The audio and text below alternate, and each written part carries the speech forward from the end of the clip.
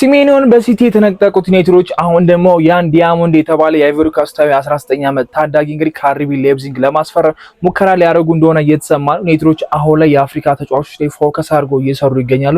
ከዚህ በፊት ባሊባን ሰምተናል። ከዛ ደግሞ ሲሜኒዮን እና ብራያን ምቤሞም የአፍሪካ ተጫዋቾች ናቸው ያስፈረሟቸውና ዩናይትዶች የአፍሪካ ተጫዋቾች ላይ ይሄን ያለም ፎከስ እያደረጉ የሚገኙት ተጫዋቾች ለሮበን አሞሪም ይጠቅማል ምን ተጫዋች ነው የሚለውንም ነገር በዚህኛው ቪዲዮ እንመለከታለን። እነ አማድ እነ ብራያን ምቤሞ እነ ማዝራዊ እንግዲህ በአፍሪካ ዋንጫ ደምቋል ማለት ይቻላል። ስለነሱም የተወሰነ ነገር ነግራችኋለሁ። ለዚህ ቻናል ግን መጀመሪያ አዲስ ሆናችሁ ሰብስክራይብ ማድረግ እንዳይረሳ። ወደ ቪዲዮ እንሂድ።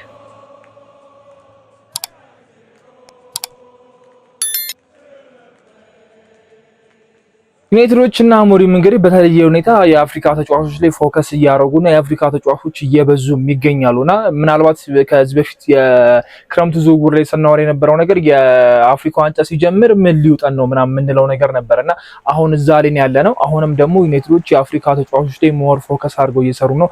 ሲሜኖ ሲቲን መረጠ። ከዛ በኋላ እንግዲህ አሁን ላይ ደግሞ ያንዲያሞ የተባለ እንግዲህ የአይቮሪ ኮስት ተጫዋች እየተመለከቱ ይገኛሉ የሚል ነገር እየወጣ ነው። ተጫዋቹ እንግዲህ ገና 2025 በዚህኛው በፈረንጆቹ 2025 ነው ኬሪሩን የጀመረው።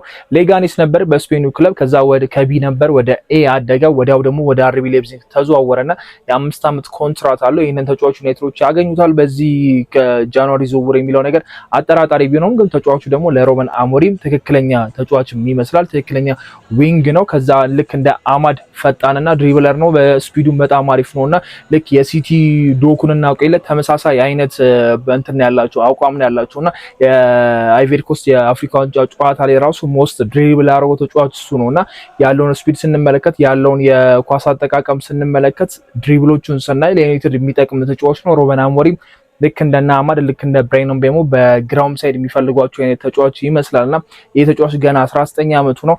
ለዩናይትድ መጥቶ ይጠቅማል። ለአርቢ ሌፕዚግ በዚህ ፍጥነት ተጫዋቹን ይለቁታል የሚለው ነገር ቢያሰጋም ዩናይትዶች ግን ሙከራቸውን ማድረግ የሚቀጥሉ ይመስላልና ሮበን አሞሪም ከመሃል ሜዳው በላይ የዊንጉ ነገር ያሳሰባቸው ይመስላልና ፎከስ አድርገው የሚሰሩበት ይመስለኛል። በዚህኛው የጃንዋሪ ዝውውር ሌላ የአዲስ ነገር የሰማ ነው ያንዲያሞን ይመስለኛልና ተጫዋቹ ስንመለከተው በጣም ጸዴ የሆነ ተጫዋች ነውና ዩናይትዶች ይሄንን ተጫዋች በዚህ ገና በ19 ዓመቱ ቢያስፈርሙት በጣም የተሻለ ግልጋሎት የሚያገኙበት ነው። ያው እንደሰማነው እንግዲህ እቅዳቸውም ለረጅም ጊዜ እቅድ የሚሆናቸውን ተጫዋቾች ማስፈረም ነው የሚል እቅድ አለና ያንን ስትራቴጂ ከተከተሉ ይሄንን ተጫዋች በዚህ እድሜው ገና ማግኘት በጣም የተሻለ ነገር ነው ብዬ አስባለሁና እና አማድ እና ብራያን ምቤሞና ኩኛን ስንመለከት ቢያንስ 25 እና ከዛ በላይ ናቸው።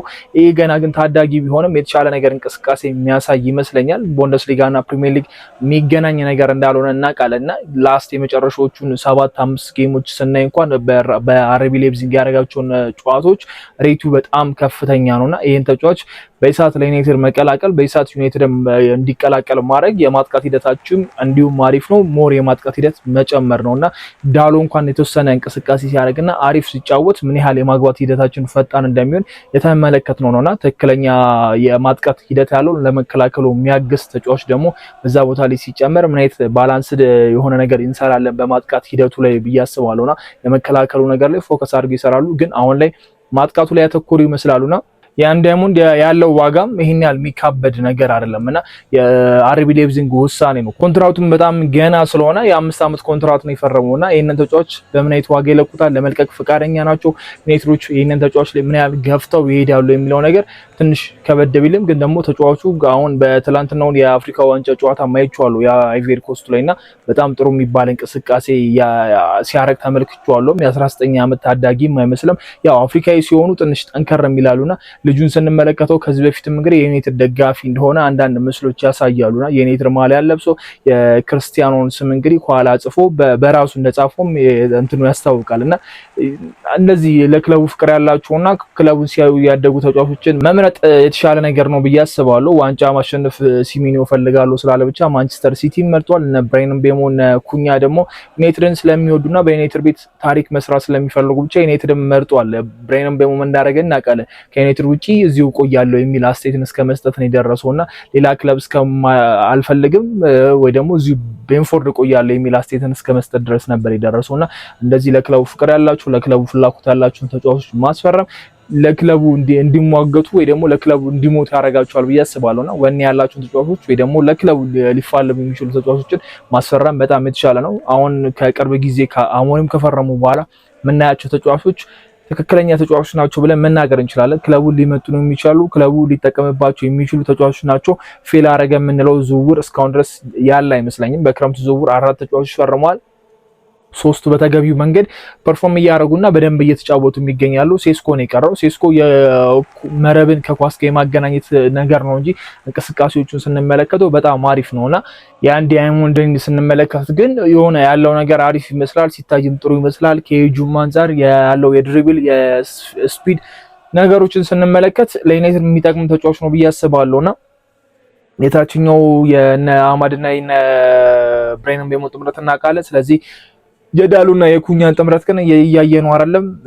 ብዙም ይላል ጥብቅ አሉ አሪፍ የሆነ ግንኙነት ያላቸው ተጫዋቾች አይመስሉምና ከሱ ጋር ከኩኛ ባህሪ ጋር ሊሄድ የሚችል ከኩኛ ፍጥነት ጋር ከኩኛ አጫዋወት ጋር ሊሄድ የሚችል ድሪብል ሲያደርግ ድሪብል አድርጎ ኳሶችን አልፎ በስፒድ ይዞ ሊሄድ የሚችል ተጫዋች ያስፈልጋል ብዬ አስባለሁና እንደዚህ አይነት ተጫዋቾች ለካውንተር የሚመቻል ዩናይትድ ኳስ ሲይዝ ምን ያህል ሊያስፈራ እንደሚችል እናውቃለንና በዚህኛው የጃንዋሪ ዝውውር ማግኘት ይችላሉ አይችሉም ሌላ ጥያቄ ነው። ግን ደግሞ የሚሰሩበት ይመስለኛል። የሲሜኖ ጉዳይ ላይ በደንብ ጠንክረው ገብተውበት እንደነበረ እናውቃለን። ስለዚህ ለሲሜኖ ያዘጋጁት ወደ 65 ሚሊዮን የሚጠጋልና እዚህ ተጫዋች ላይ ከዛ በታች ያነሰው ዋጋ ስላለው ምናልባት ተጫዋቹ የአፍሪካ ዋንጫ ላይ ከወደቁና ወይ ደግሞ እዛው የአፍሪካ ዋንጫ እየተጫወተ ንግግር ዩናይትድ ሊጀምር ይችላል ብዬ የምጠብቀው ነገር ነውና የተጫዋቹ ምላሽ ምን ሊሆን ይችላል? አማድም የሀገሩ ልጅ ስለሆነ ትንሽ እሱ ለማሳመድ የተወሰነ ንግግሮች ሊያደርጉ ይችላሉ። ልክ እንደ ኦናና ብራይንን ሲያዋራው እንደነበረ ከዛ ብራይን እና ኦናና ደግሞ ባሊባን ሲያዋሩት እንደነበሩት የተወሰነ ኮኔክሽን ሊኖር ይችላል ብዬ አስባለሁና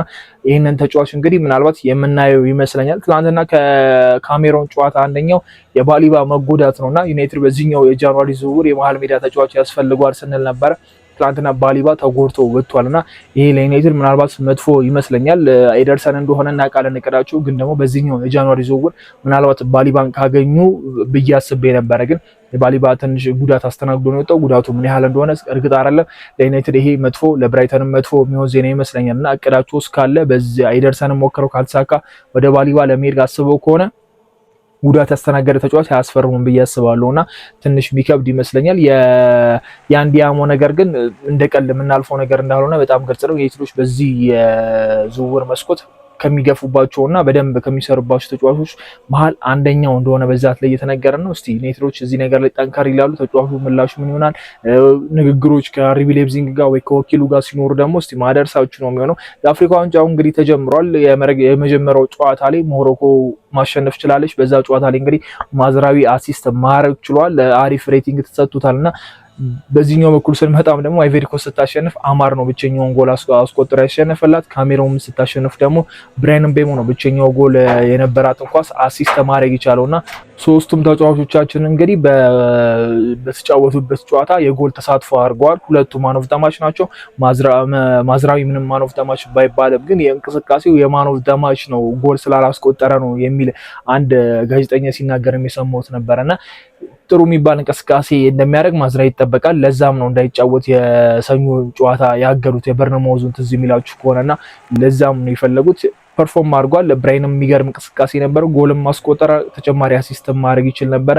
የአማድ ምርጥ እንቅስቃሴ ነበር የነበረውና እነዚህ ሶስት ተጫዋቾች እንግዲህ በአፍሪካ ዋንጫ ጥሩ እንቅስቃሴ እያደረጉ ይገኛሉ። ለዩናይትድ ደጋፊዎች መጥፎ ሊመስል ይችላል።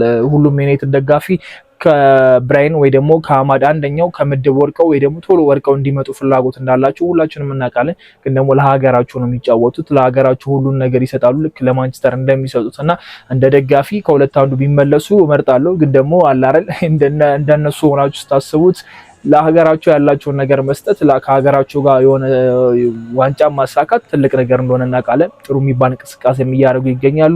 ምንም አይነት ጉዳት ሳያስተናግዱ መመለስ የሚችሉበት አጋጣሚ ከተገኘ በጣም አሪፍ ነው። የጨዋታ መደራረብ ይኖራል። ያው አጭር ጊዜ ስለሆነች እነዚህ ቶርናመንቶች በአጭር ጊዜ ስለሚጠናቀቅ ጨዋታዎች በእንደ ለከ ዩናይትድ እንደሆነ እንደለመር ነው አይደለም። በየሳምንቱ አንዳንድ እያደረገ የሚጫወት ክለብ እንደሆነ ሁላችንም እናውቃለን። ሌሎቹ ያው የቻምፒየንስ ሊግ አላቸው፣ የዩሮፓ ሊግ አላቸው ምናምን ነገርና ይህንን ነገር ያለሙት ተጫዋቾች የሆነ በቀናት ልዩነት ጌም ሲያደርጉ ምን ሊፈጠር ይችላል የሚለው ነገር አሳሳቢ ነው። ከመሄዳቸውም በላይ ጉዳት ሳያስተናግዱ መምጣታቸው ነው ዋነኛው ነገርና የአፍሪካ ዋንጫ ጨዋታ ለቡድናችንም ቢጎዳ ተጫዋቾቻችን ግን እያሸበረቁና አሪፍ እንቅስቃሴ እያደረጉ ይገኛሉ። የያን ዲያሞንድን ነገር ግን ዩናይትዶች በደንብ ቢሰሩበት የተሻለ ነው ብዬ አስባለሁ። በጣም ታለንትድ የሆነ ታዳጊ ነውና ይህን ታዳጊ ገና ብዙ ሳይገፋ ብዙ ቡድኖች ወደሱ አይናቸውን ሳያዞሩ ዩናይትድ ይህንን ነገር የሚጨርስ ከሆነ በጣም አሪፍ ነው። እስቲ አዳዲስ ነገሮች ከተሰሙ ደግሞ ሼር ማድረጋችሁ ነው የሚሆነው። ለዚህ ቻናል አዲስ ከሆናችሁ ሰብስክራይብ ማድረግ እንዳይረሳ።